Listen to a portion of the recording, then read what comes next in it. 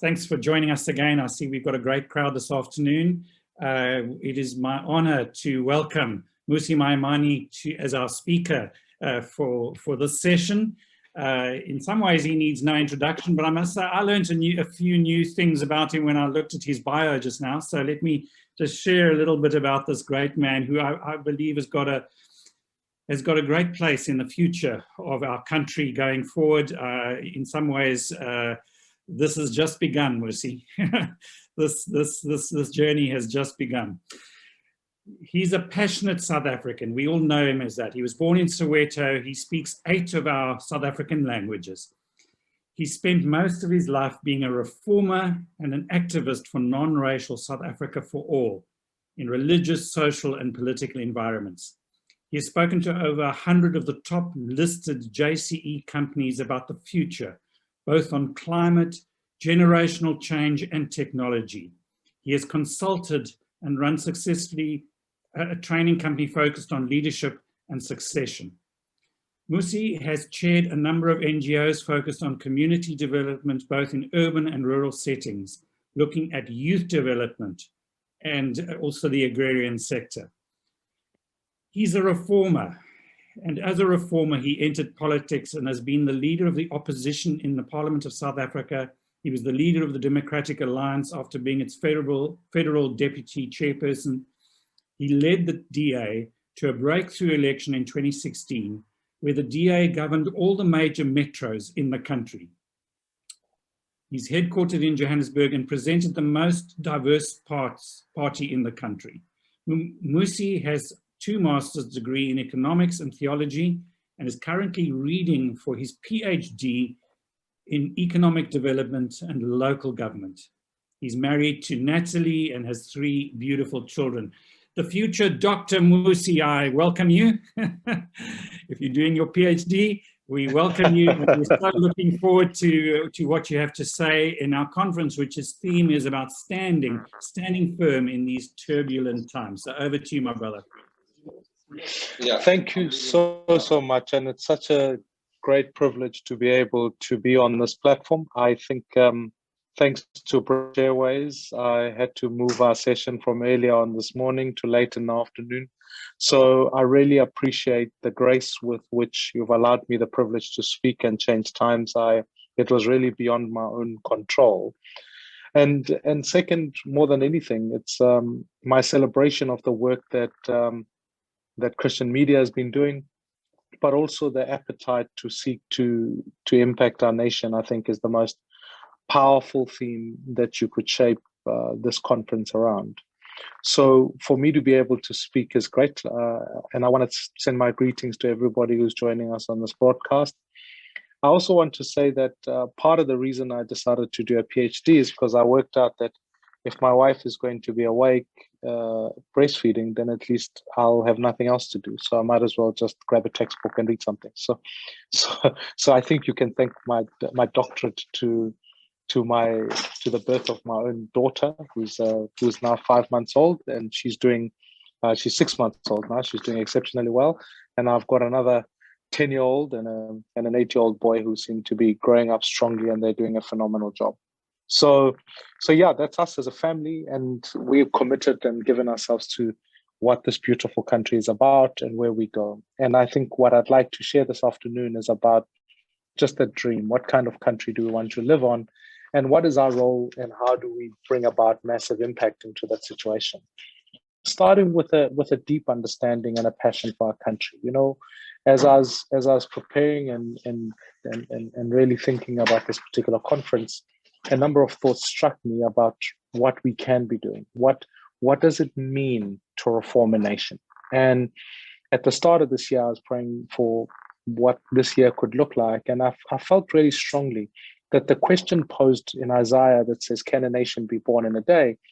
becomes a really appropriate question for us in a country. And it really beckons that question to say, what will that mean, and how do we go about it? So if you don't mind, I will take you through a journey, just in some of my inputs, just to look at what will it take to reform a nation, and what is the opportunity presented before us here in 2021. But I'd like to take you to a different world. Let's think about the world in Egypt. Let's think about the Israelites in Egypt.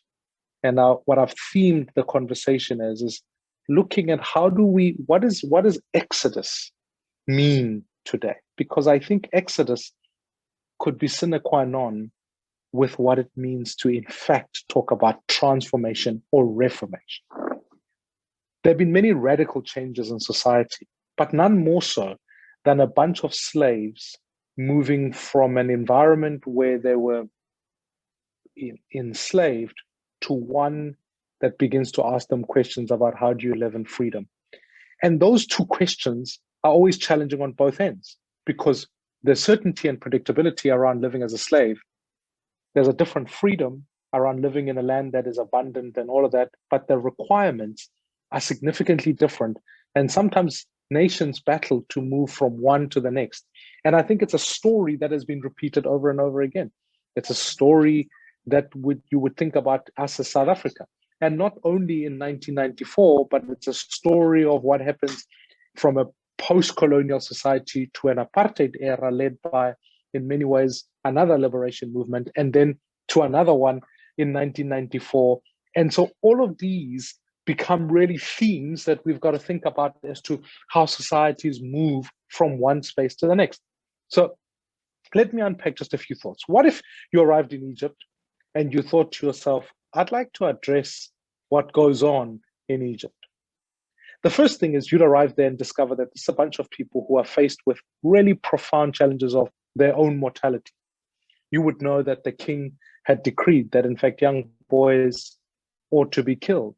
And so it places a profound fear. And if you think about where the nation and the Egyptians are, for them, the quality of life isn't something that is worth celebrating. They're faced with an incredible challenge where there are some real questions about saying, well, how do we, in a world where now we know that giving birth to your own children is a serious risk?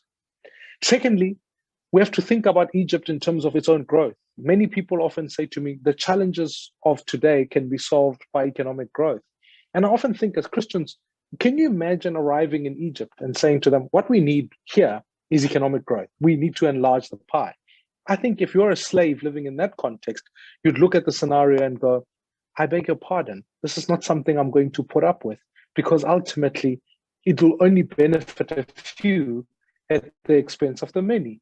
And sometimes that's the cry of people who are oppressed that sometimes doesn't get heard. Thirdly, you'd have to challenge the question of leadership. You have now found yourself in a space where someone else is making decrees and legislations about things that you yourself are not subscribing to, and you feel that are a violation of your own faith, your own rights.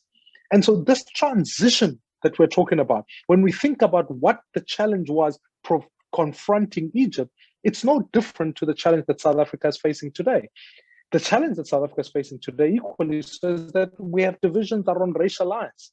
We still see a fraying of that whole consensus that we had in 1994, where Black people and white people could work together.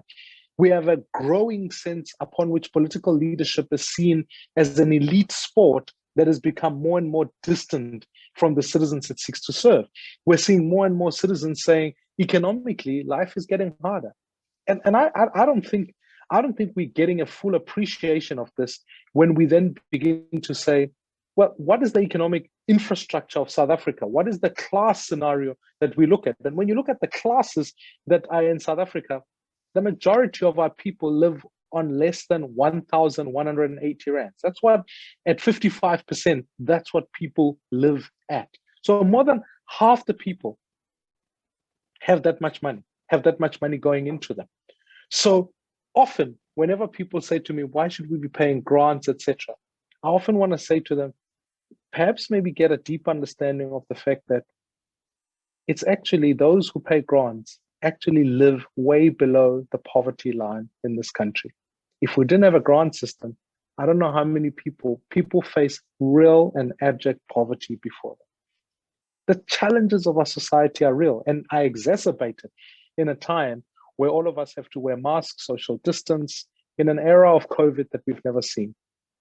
And so for Christians, this has become a question to respond to And I'd like to draw those parallels between what does Egypt mean and what does South Africa mean today, and what are the lessons we can learn from either, and how do we take the challenges going forward.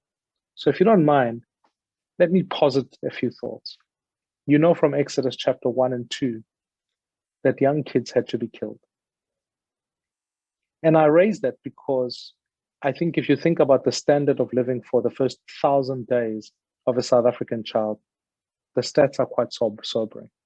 First and foremost is common cause that certainly amongst Black South Africans, the number of kids, so the number of kids registered in this country, first-time births, more than half are registered to single mothers. And I often wonder why that isn't an alarm bell for many, particularly people who are Christians. I share a common faith with so many, and I often decry the fact that here's an issue that is having such significant social impact that I'm not hearing enough about it being shared by people. Secondly, I think you have to confront the real question that says, how many people actually survive maternal death? How many people actually live through all of that? How many people actually are able to say, when they look at the first 1,000 days of a child, if we didn't have any child grant on the table, how many of those kids would be malnourished by the time, and the numbers are getting closer to about 26%, of children being malnourished because they've got nothing to eat.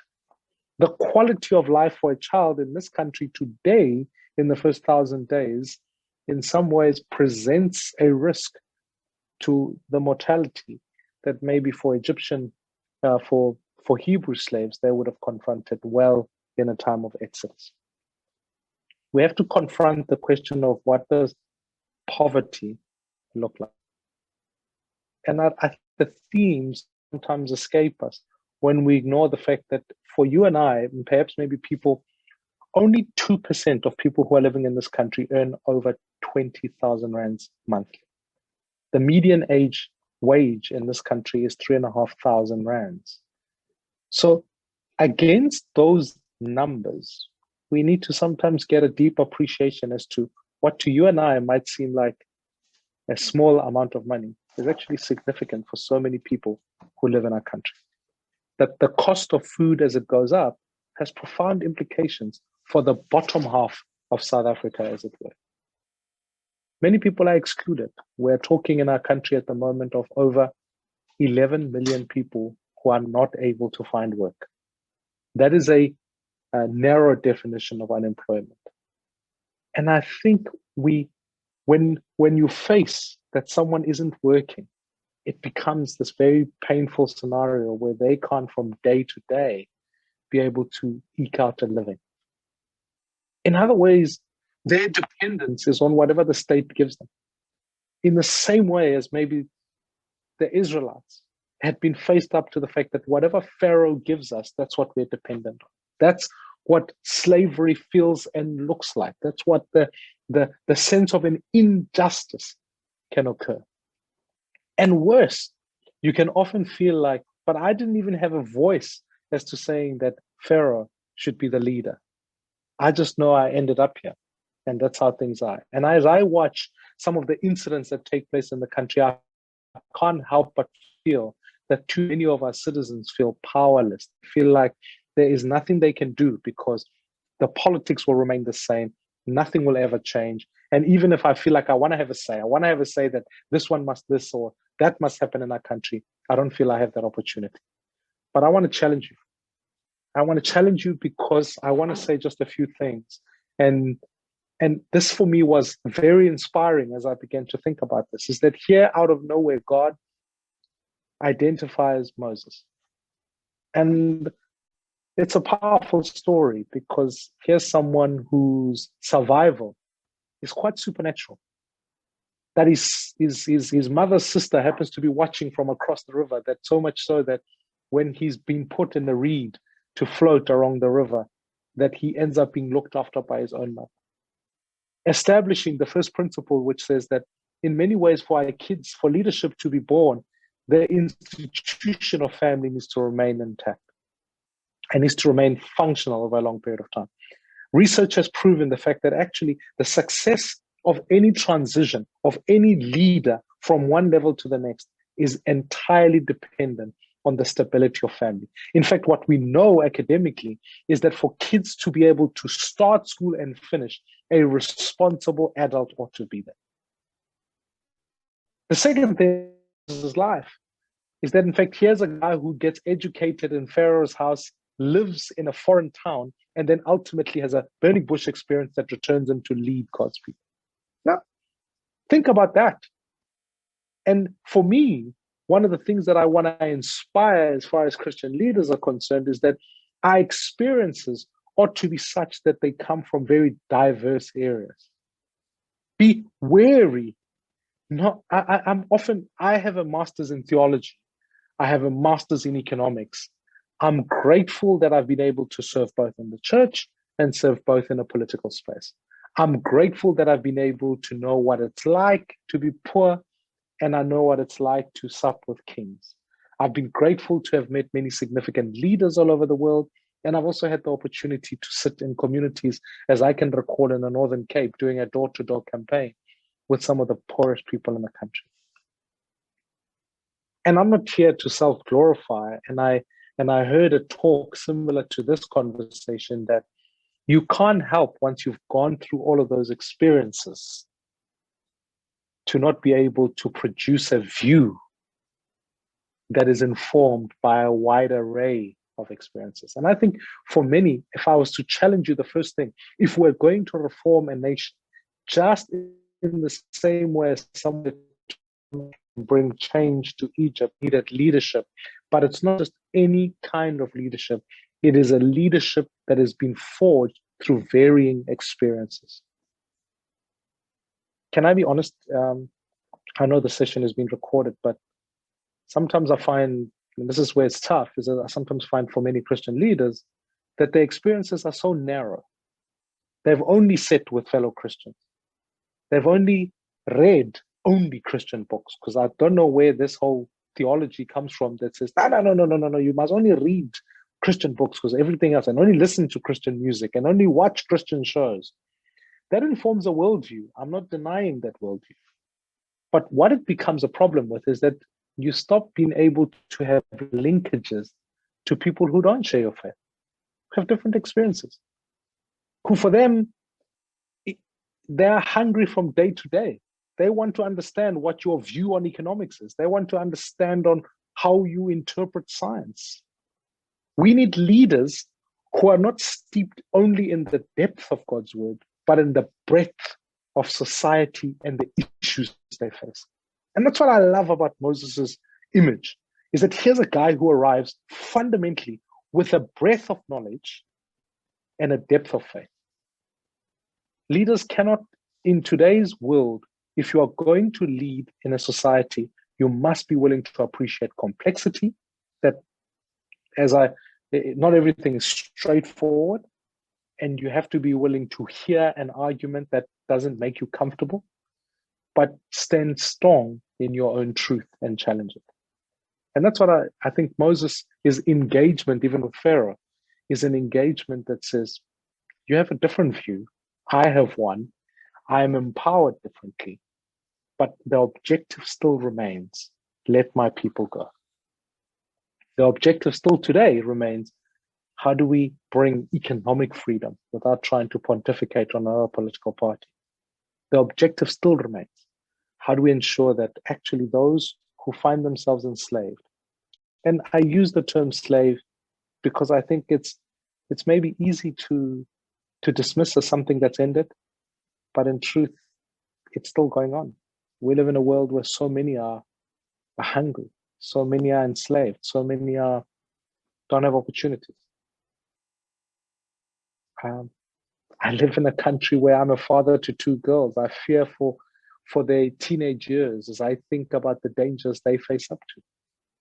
So these are issues that when we respond to them, we have to think broadly, especially as Christians, to say, how do we speak into that space? And Moses, educated in a diverse space, living in exile, understands the impact of being able to come through. I'm going to say something that might even challenge you. I think often we've been taught this doctrine that says there must be a separation between church and state. But what we lose track of is that imagine if Moses had said, I only do the holy things, quote unquote. I only do the things that, are just in the church.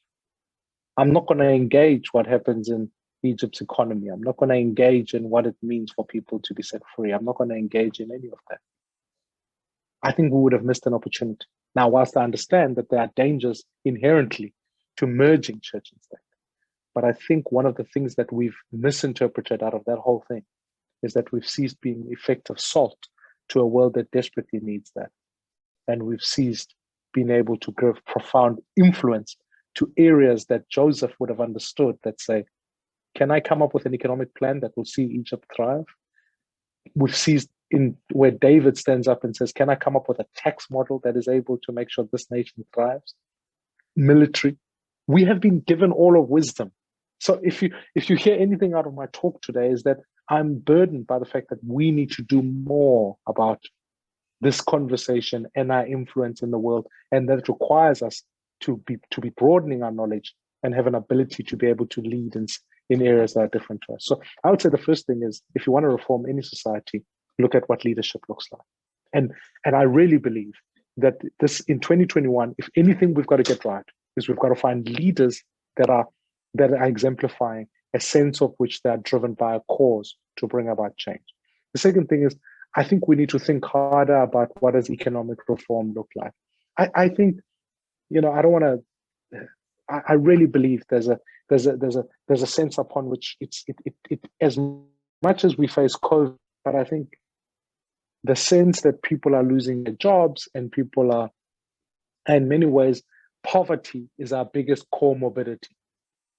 It means that for many people who are in many ways are at the most vulnerable to COVID, have done so because they've got poverty, can't get access to properly healthcare, they can't be able to do preventative measures and all of those things. And even when they do get the worst variant of COVID, they can't find access. And I think it ought to offend us as Christians. So our word to the issue is that how do we respond to economic questions about justice, economic questions about inclusion, about being able to put together a word that says, if we're going to reform South Africa, God, give us the wisdom to be able to say, how does our economy work and how does it work for more people?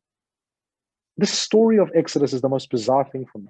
Here it happens that as they are leaving, it says the neighbors, each of the neighbors will make a contribution to the children of Israel so that as they travel, they have these resources with them.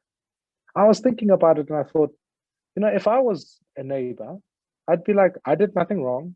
I wasn't the one who oppressed you. Sounds like Pharaoh is the guy you should be looking at. He should pay. I have nothing to do with it. But friends, to whom much is given, much is expected. In South Africa today, we can all look at the government, we can look at our past, we can look at whatever. And I wonder whether it isn't upon each one of us to say, who are the marginalized, who are the excluded? And can we be those people who are engaged in the fight to bring a sense of justice and will be able to give of our own selves? Many people say, but I already pay my taxes. I go, yes, I get to pay your taxes. But I've got an income of over 20,000 Rand. What is factually true is that you already live in the top 2% of our country. So you've got something to give. You've got, in fact, more than enough to give. And yes, you might not write the laws, you might not do any of that. But if we're going to be the change, we've got to do it on the ground. And here's the thing, and I say this not to provoke anyone, but I have to honestly ask the question, why is it that in 2021, when the government has shut down the churches, only the churches are fighting for the churches to be open? If really we were of social significance, if people actually felt the pain of church being shut down, could it not be that it is more than the church that is fighting for the church to be open, but citizens in general? When we talk about economic reform and talk about a message in that, it was the earlier church who recognized that for them to be able to gain into the hearts of men and women, they had to make and bring a sense of justice. And in 2021, when I think about even my own privilege, I was raised in a Catholic primary school. Had it not been for that Catholic primary school during apartheid saying black kids can learn something, I don't know if I'd be sitting here today studying towards a PhD. My youngest daughter, 6-month-old, was born at a hospital called Vincent Pallotti, which was put together by missionaries who came here to set up hospitals.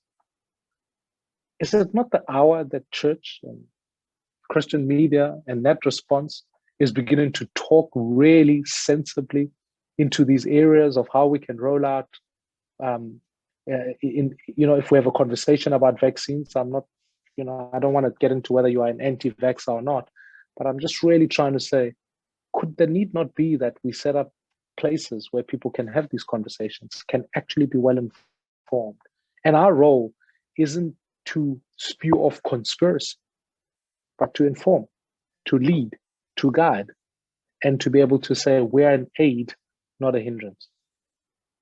If we're going to change our nation in this year, we're going to have to talk economically, we're going to have to get into the education space, and we have to talk into, in many ways, the healthcare space. The third thing I really believe we need to is that this is the gift that God gives. He gives them a new way of living. As the Israelites leave Egypt to go into the promised land, as it were, right in the middle of that, he gives them the 10 commandments. Now, it's not my job to tell you, because often people say to me, but the job of Christians is to tell people morality.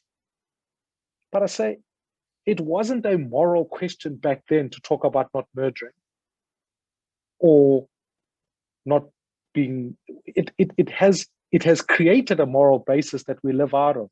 But let me put this thought up front, maybe to say, what if it was that we were living in a time where people did not value life, where private property rights were not established, that rest was not a right, that dignity of family was not upheld, and the dignity of a human being was not? Could it not be that, in fact, the genesis of human rights began out of the 10 commandments? Because at one level, the prevailing philosophy would have been, let it be the survival of the strongest. If you are weak and you're a child, you can be killed. If you can't look after yourself, we don't need to look after you. But here in the middle of this transition, kind of God gives them new order to say, I want you to have rest. I want you to have worship. I want you to have private property. I want you to give dignity to human life. I want you to have relations with husbands and wives that are exclusive and honorable. Suddenly, you give a new blueprint for society. When we talk today in South Africa, where is our influence in terms of communicating those as a base of human rights? I think often people just narrow the Christian faith to moral issues, and they say, well, let's have a discussion about sexual orientation and all of that. And I respect and honor that. Of course, I understand God's word. But let it never only be about just that. It ought to be about how do we advance the rights of human beings. We should be as offended about a child in the womb, or as animated about the child in the womb, as much as we are about a child outside the womb. To come back to the story of the first 1,000 days of a child's life. So I want to challenge you to say to yourselves that people are not looking to Christians for only moral answers. They are also looking to questions about, how do I economically prosper? How do I go forward? How do we build family as an institution of society? How do we educate our kids better? How do we give healthcare that works? Because that has been where the church has been most effective, most successful, and would be the crying call. Imagine if COVID, people started saying, I'm going to go to our church because the solutions are somewhere there, or I'm going to look to Christians because they're going to give us some solutions as to how we can go forward in this issue. Part of our challenge is about being able to lead in that space. The third issue, so if you need strong leadership, you need an economic and an education policy program that you put on the table. You need to be able to say to yourself, how do we give new dignity and human rights? Fourthly, I would argue you need a strong message. Our message isn't just, well, you can't wear lipstick, you can't dance, you can't. I know we've gone past that, or we might even debate what kind of music people listen to. But can I propose that actually Moses asked the question, when they ask who sent me, what do I say to them? This is where the role of the media is positive. I really believe Christian media, especially now, needs to produce a message of hope. It needs to give a message of dignity. And it needs to be attuned to the issues that are happening in society, so that when people listen to Christians, they aren't just assuming we're talking about lipstick and who can wear it and who can't. that in a time where racism is rife, who amongst us is talking about how do we build reconciliation? For even if you just take a basic verse that says we've been given the ministry of reconciliation. Often people say to me, but when you were in parliament, half the country didn't even know you were a Christian. And I know some of the Christians go, well, you see, that's exactly it. You are just not being the light and shining armor. And I go, is it that I wanted for people to know my title as the Christian? Or did I actually at some heart believe that we could give solutions and that people could say, how could you have known that? And then I could truly say, yeah, I think God is speaking here. Just because we don't need to paint it as this, thus saith the Lord, for it to be thus saith the Lord. I don't think Christian leaders who have lived all the way through the Old Testament to the New Testament spoke in that sense only. They were really conscious about saying, can we put a message out there that helps people say, hey, this gives me hope, this gives me inspiration. Let me understand where it's coming from. We have a role now, and it has never been more important. So just as I wrap this up, what do we need to do? I think we are on mission. Great organizations, if I think about the US, we're starting to fund even how Christians can write into the media. Now, I know there'll be a big debate about whether you need Christian parties, etc. That's not the purpose behind my talk. The purpose behind my talk is let's be alive to a greater mission than just narrowly believing all we are is just a moral voice in the nation. That actually we can usher in a reformation in South Africa, and how I strongly believe, and that's what I'm working towards, is I'm going, part of it is about making sure we have a credible education offer, we have a credible healthcare offer, but I want to introduce a sense of direct elections. I want to make sure that people can vote for people directly. I want to make sure that there's a accountability in communities, and we can get that right.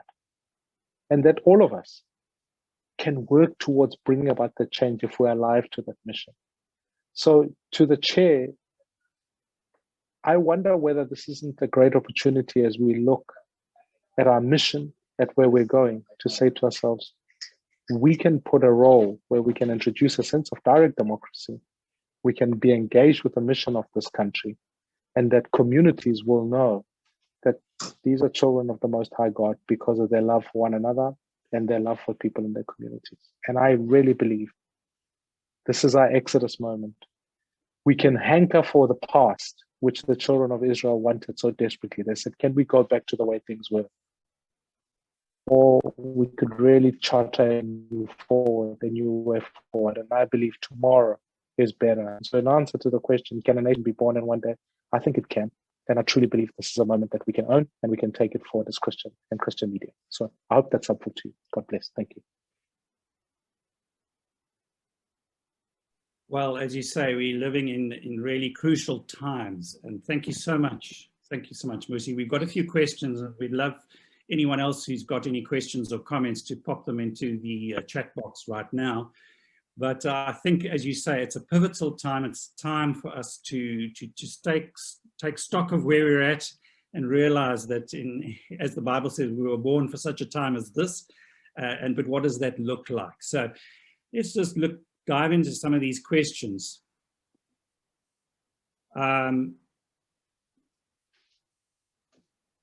Institutional success depends on the stability of the family. How much do you see the family as being important in South Africa? And in some ways, you spoke a little bit about this, but is there a sense of the broken family in South Africa, and how does that affect the future?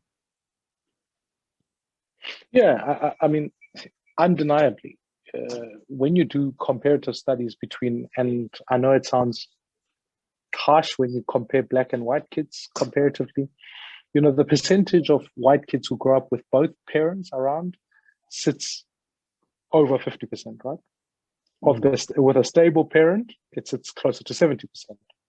That same number for black kids dips below 50%, and then with it's like the fatherless generation. Our country was born out of the fact that we took fathers out of homes and sent them to mines and told kids to raise themselves.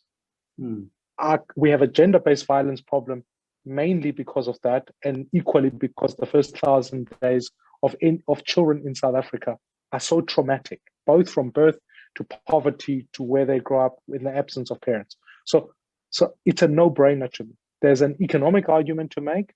There's a societal problem, because we know that young people who are engaged in families tend to be stable in the way they operate over a long period of time. So I would urge that if there's an advocacy and a fight to be fought, is not only to say that we need families to be together, but what policies do we fight for? You cannot today. I was with the mining leaders yesterday. I said to them, you must repent truly for, I mean, I use language that they understand. I said the mining charter makes it very clear that you can no longer build single-sex dormitories. It's an injustice. You can't ask people to move from one community to work and serve in another without building the institution of families. So it's not just saying, I want families to stick together. It is about saying, what are government policies that help facilitate that process? How do we build, I grew up in Soweto. My mother didn't work for much of my upbringing, but I know that for my father, he had to leave home early in the morning and come back much later at night. So how do I make sure that in some ways we create communities that people can work, live, and play?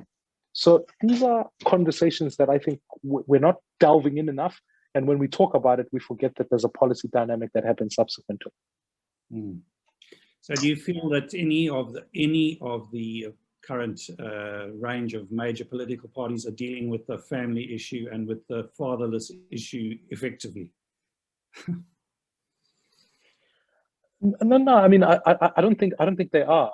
I really don't think they are, because when it comes to the prescribes of what kind of family you want to give, or you want to, political parties are a bit, they're disinclined to go into that. The ANC itself has got a policy pronouncement as what the composition of family has got to look like.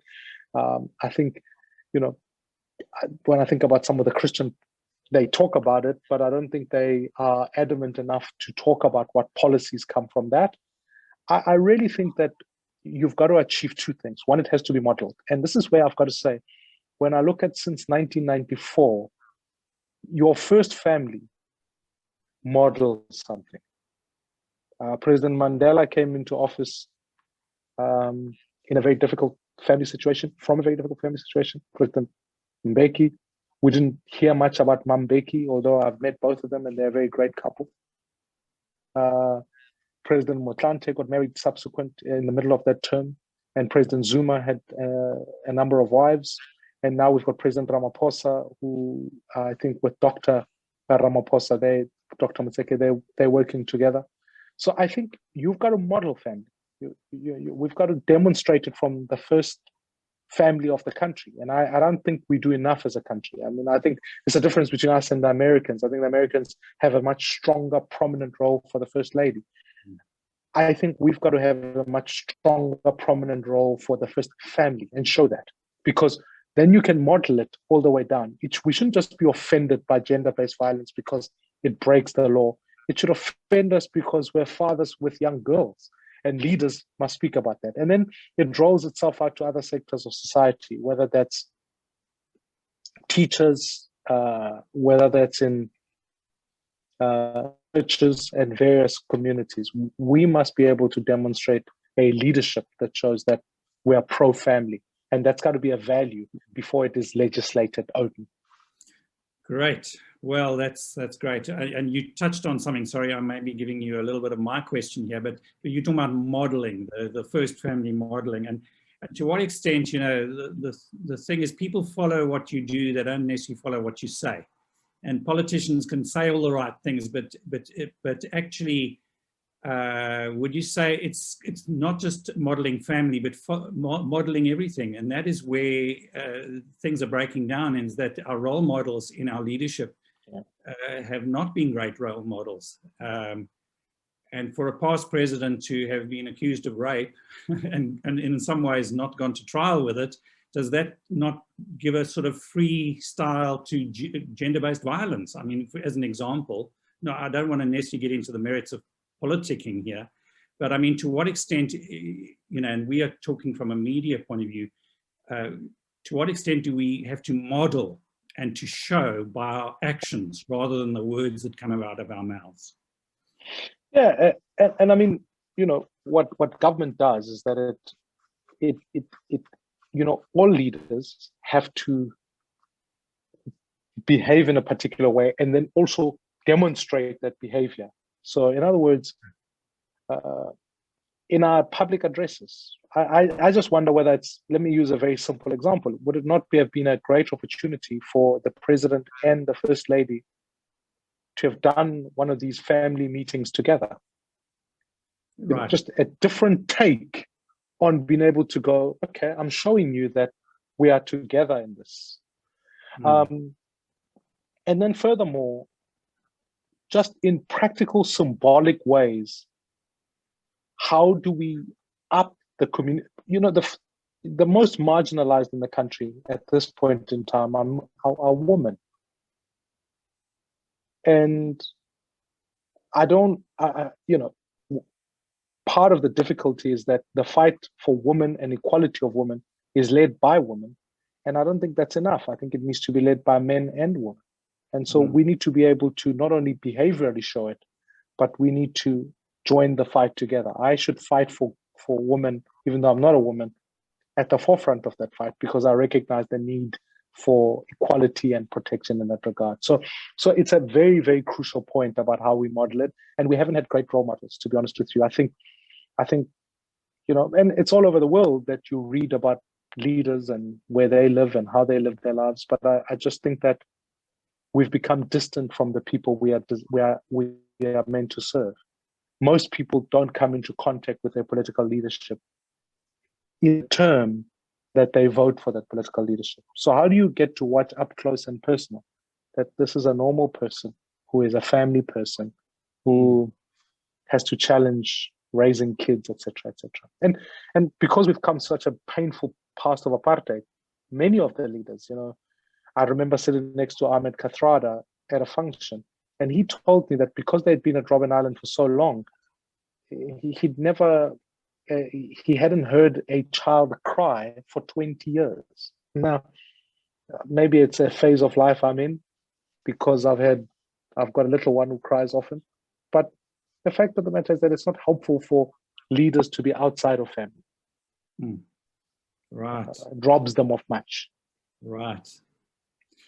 I love that two of our members here have shared a little bit about what they're doing to help families, like in Maria da Silva from Mozambique says the pastoral and humanitarian organizations care for and have adopted the fatherless and motherless generation, equipping them in the hope and love of Christ.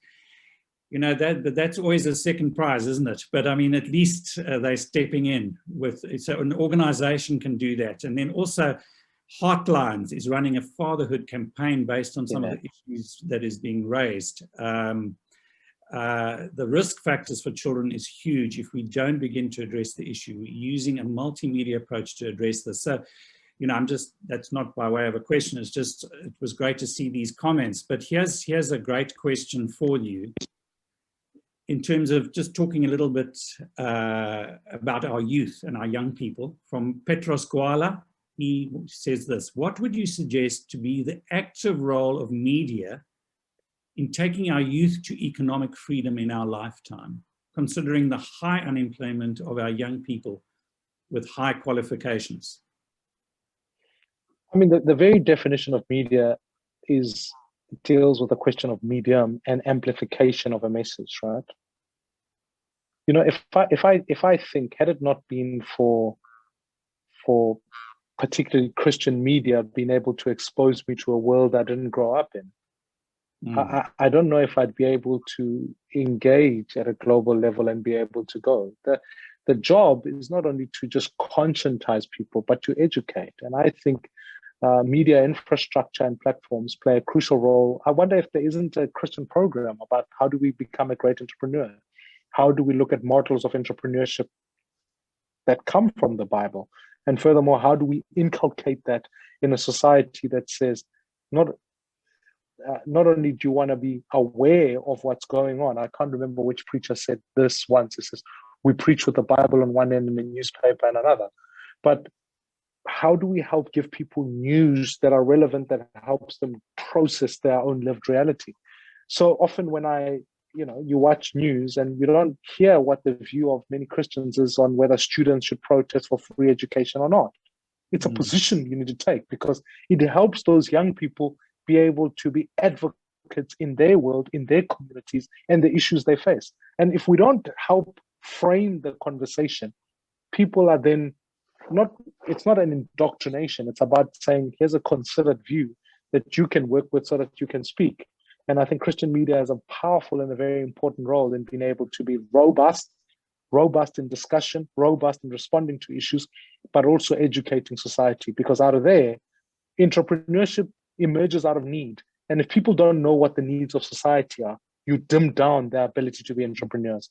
That's why I think often, even in a church culture and context, because all we talk about are, sorry, I hate to sound harsh about the church. I love the church. So in case anyone is questioning my love for the church, but sometimes I've been in church for long enough where all we preach about the need for missionaries and the fact that people don't know Jesus. And so we pray for missionaries to go and preach elsewhere. But we don't help them understand that maybe when you arrive in a village, in a place, here's how water works. Because when you do that, not only do you inspire missionaries who go there and share the gospel, but I wonder if there's a businessman sitting somewhere who's going, actually, we run water projects. We know how to fix water issues. We run infrastructure projects. This is how we can do it. It inspires young people. I think we've gone about justice as a way of saying to people, go run your business and give money to the church, rather than in saying, is your business redeeming a sector of society?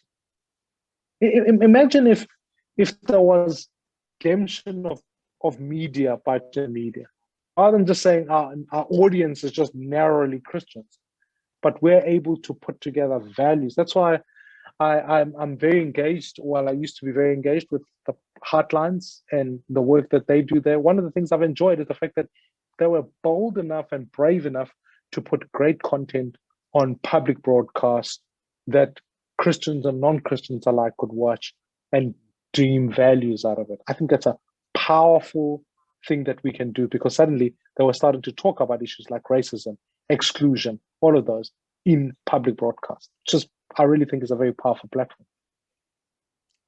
Great. Yeah. Okay. Well, we now need to we obviously talking to you with our media hats on here, and we've got a question from Miles Gillum, who says, Mmusi, you mentioned a policy and economic education program. How can ACM and other church groups, how can our Christian media and other church groups contribute to such a program or set up our own? And I think you've touched on quite an important point, because the whole thing of unemployment is, I think, our number one crisis in many ways. And how would you envisage a local community radio station or television helping to deal with this economic crisis and provide training and maybe entrepreneurship training? What think out the box a little bit and let us know what you think. Yeah.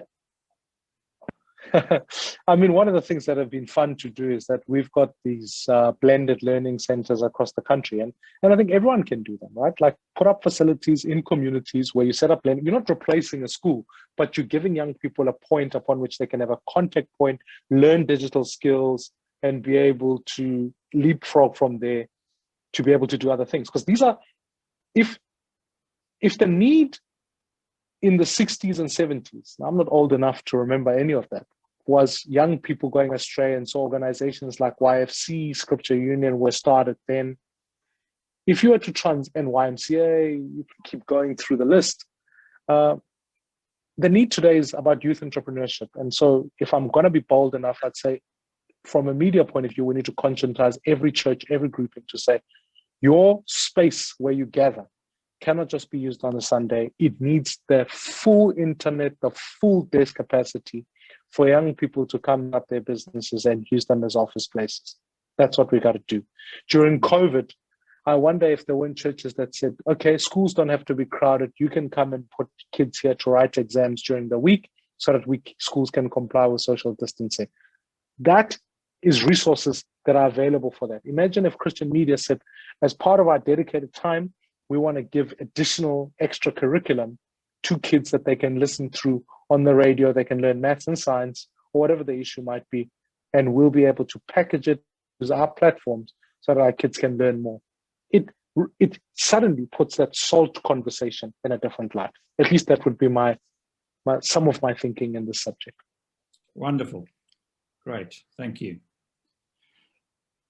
When you, Miles, again asking this question, when you speak to role players around job creation, is there any vision for an alternative economy that doesn't exploit people and the environment and doesn't create such huge inequality? We heard this morning Marius talking about how in some ways the rich investors have got richer during COVID because it's been good for them, whereas the poor have got poorer. And how do this big gap that we have, are we just tweaking the same old broken ideas, or is there innovation in the way we think about an alternative economy? I mean, I don't know what your thinking is about that. This is genuinely laziness on our part. I don't think we've invested enough time thinking about that, because I think we've sort of thought to ourselves, our problems are just moral issues. They're not just economic issues. So we haven't invested time thinking about this. I'm reading a fascinating book at the moment called Donut Economics. And one of the things that it posits is the behavior of the rational economic being. And it says that all human beings are just consumers. Now, and then after that, you write economic model with a view that says, if all human beings are consumers, how do I help them consume more? And then you end up with a theory of economics called the circular flow of money. And I'm sure Marius would have touched a little bit on that. But we know from Genesis 1 that human beings aren't just consumers. We also know that they are creative, and we also know that they were designed for purpose. So how do we then reform that?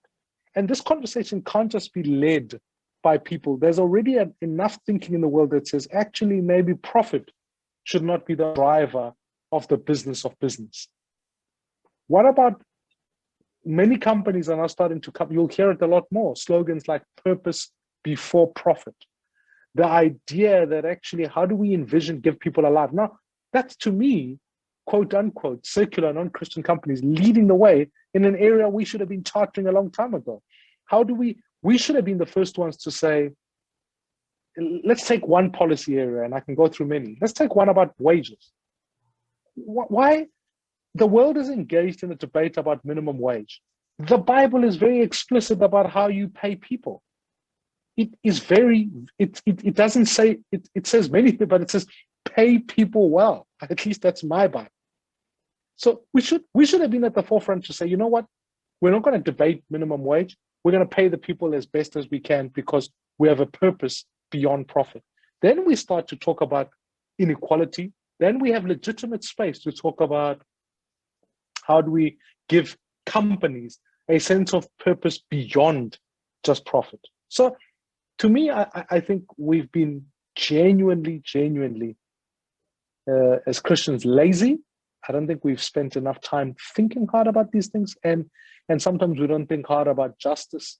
And maybe I'm speaking to myself. I'm really becoming more and more convicted about how do I help an economic model that gives better purpose to companies, and already authors like people like who write for BlackRock, etc., are starting to think about what kind of investment it is, and how do we begin to think? How do I personally begin to ask how is business sustainable? I mean, on issues of climate, the Bible is not more explicit than just saying, look after the earth, right? Go look after the earth. Genesis 1. Why are we not at the forefront of saying companies and businesses for sustainability, part of their purpose is to make sure that we replenish the earth? There's a concept of jubilee. It's not an impossible concept, but I wonder whether if we thought about in a company to say to yourself, you want people who are debt-free, that would revolutionize economics, because in truth, half of the reason why those who are successful become even more successful is because they have an inheritance that keeps them successful. And so how do we reset that and say, okay, we can talk about inheritance tax, maybe that's not ideal, but how do we give people who don't have a start a basis from which to start? could I not think about giving people better pensions who come from positions that are historically difficult, to say, so that you can hand something to your kids that it gives them a floor from which they can build on, so that we break intergenerational curse and ensure that actually wealth can move from one generation to the next. It's in the Bible. So I say that with a degree of exacerbation, because I think we've been given a lot in the Bible and we just haven't spent time applying it to economic models. Great, thank you, Mmusi. This has been like, I mean, just one last example, sorry. Yeah. Go for it. Like, just even thinking about this issue of family, right? Countries like, we are going into a global society now that's going to ask future questions about what does family look like in a world where people are living longer. People are going to live over 100 now. So already there's a debate in the world is, what does it mean for marriage? You know, you maybe not in, they say maybe in your 90s not want to be married to someone you got married to in your 20s. There's a debate. I'm not saying I subscribe, it's just that's what's going on. But I wonder, even in basic things, could South Africa not be able to stand up and say, if we give 4 months to maternity leave, can we not allow people to split that between father and mother, rather than perpetuate a view that says only mother is responsible for paternity, for that period of post-birth? If you split that, then both mother and father can be there for the first 60 days of the child, which would be significantly better than just having only one parent or whatever. These are things that I think we need to be advocating for, thinking about, and giving rational argument for why these things are important for sustainability of society. Wonderful. So great to spend time with you. We wish we could spend more time discussing these things, but really just to let you know that from the ACM point of view, we support you in your endeavors. Let me just say a word of prayer for you, if you don't mind. Father God, I thank you for Mmusi. I thank you for what you have called him to do. I pray that you'd give him wisdom and boldness as he goes forward, that he would always be in tune to your voice, and that all his steps will be directed and guarded by you. In Jesus' name, amen. Thank you so much. Thanks for giving us the time today, Mmusi. It's been a real privilege having you here. Thank you. God bless. Thanks. Right, all of you, thank you. I hope you enjoyed that session as much as I did. We are going to take a half-an-hour break now, and we've got an exciting session at 2:30 where it's the ACM Awards, and then we're going to talk a little bit of some family business with the ACM. It's going to be a little bit more of a fun, informal session in some ways. So